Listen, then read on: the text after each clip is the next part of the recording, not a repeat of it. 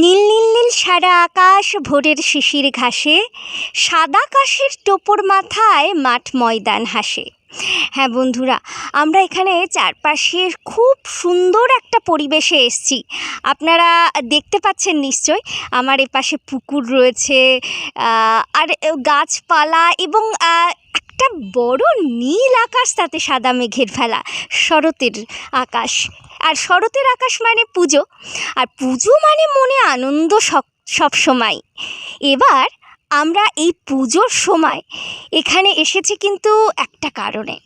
আমাদের সঙ্গে চলে এসেছে আমাদের ক্ষুদে শিল্পী রৌনক, আর রৌনকের কাছ থেকে আমরা এখন আবারও একটা কবিতা শুনে নেব।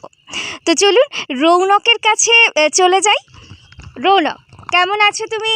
ভালো আছি। তুমি কি আমাদের একটা আজকে কবিতা শোনাবে? হ্যাঁ। তো আজকে কি কবিতা শোনাচ্ছ? প্রভাত মণ্ডল। কোন কবির লেখা? মদনমোহন তর্কালঙ্কার।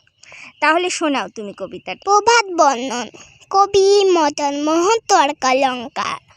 পাখি সব করে রব, রাতি পোহাইল, কাননে কুসুম কলি সকলি ফুটিল।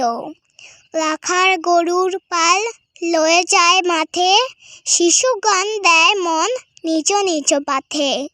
ফুটিল মালতী ফুল, সৌরভ ছুটিল, পরিমল লোভে হলি আসিয়া জুটিল।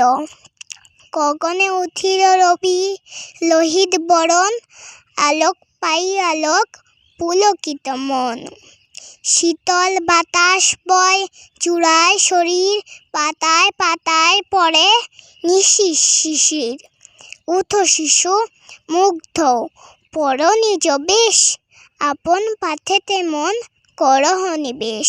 নমস্কার। তো শুনলাম বন্ধুরা আমরা রৌনকের কণ্ঠে একটা সুন্দর কবিতা। তা আজকে এই পর্যন্তই। রেডিও সুন্দরবনের পক্ষ থেকে আপনাদের অনেক অনেক শুভেচ্ছা রইল শারদীয়ার আজকের দিনের জন্য। নমস্কার।